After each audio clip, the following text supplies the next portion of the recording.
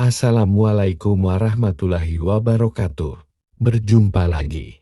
Kali ini saya akan membacakan sebuah kisah horor berjudul Janji Manis Berujung Maut.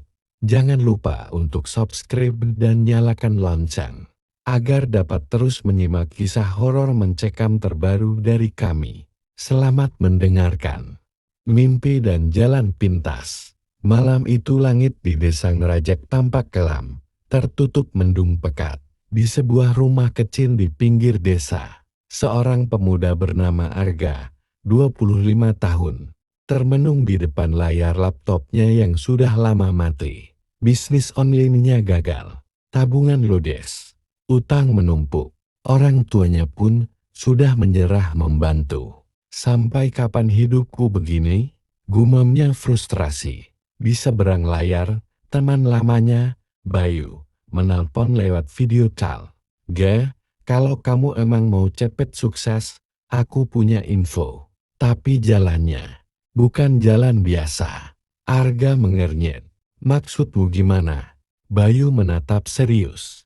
Pernah dengar pesugihan Sati Gagak? Arga belum pernah. Datang ke Gunung Kendit. Ada seorang dukun, Mbah Suratmo. Nanti kamu akan diberi ritual. Tapi ingat, kalau udah mulai, pantang mundur. Agak ragu, tapi kegagalan demi kegagalan membuat pikirannya gelap. Aku pikirkan dulu. Perjalanan ke Gunung Kendit.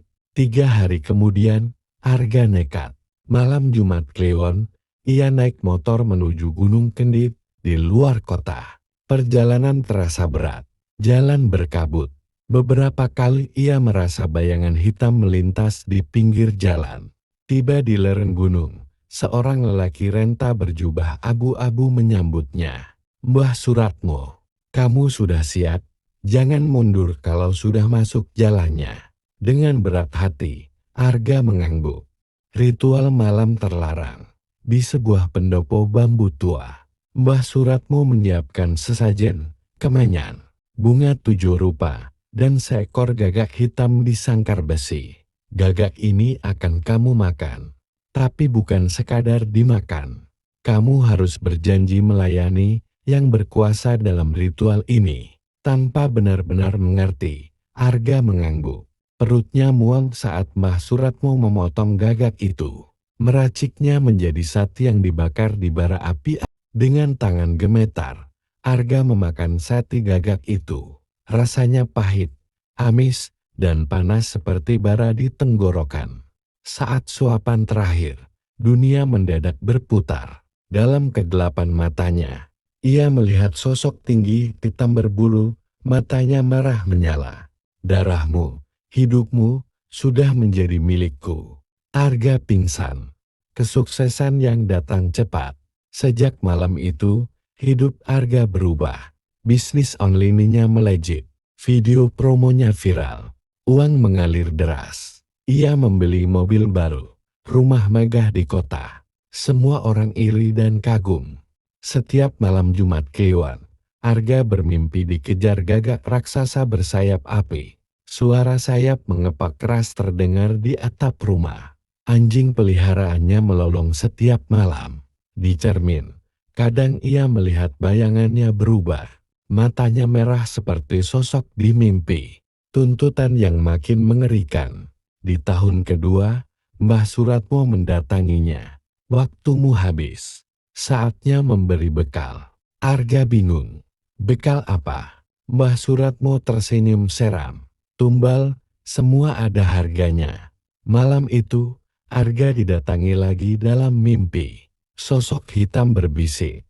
Anak perempuan, usia 11. Itu cukup untuk 1 tahun lagi. Arga terbangun dengan tubuh gemetar. Ia diminta menumbalkan seorang anak. Pelarian yang terlambat.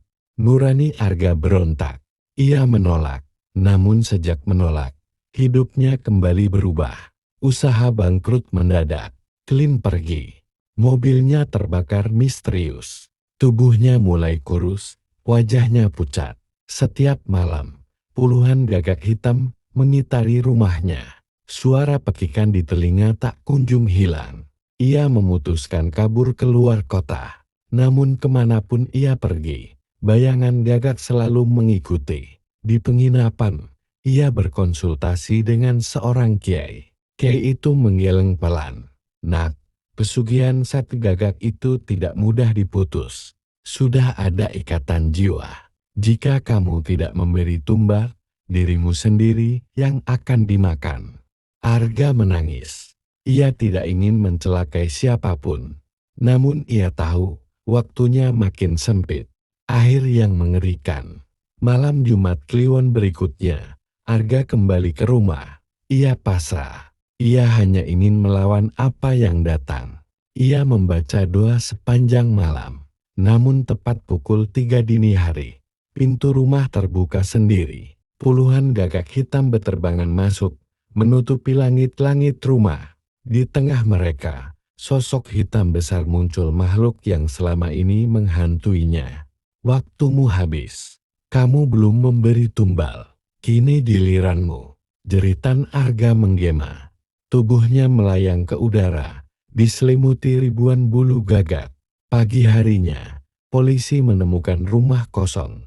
Di dalam, hanya ada jejak darah dan bulu gagak berserakan. Arga hilang tanpa jejak. Di desa, kabar tentang pesugihan Sati Gagak kembali merebak. Banyak yang berkata Arga terlalu sombong, tidak tahu jalan keluar. Sebagian bilang, hingga kini, di malam Jumat Kliwon, kadang terdengar jeritan minta tolong dari bekas rumah Arga, dan bayangan gagak raksasa kerap melintas di langit. Pesugihan itu tetap memakan korban, menunggu jiwa baru yang tamat akan kekayaan instan. Apakah Arga bisa menghindari petaka itu? Tidak, karena sekali janji dibuat, tanpa memberi tumbal, dirinya sendiri menjadi gantinya, dan semua sudah terlambat.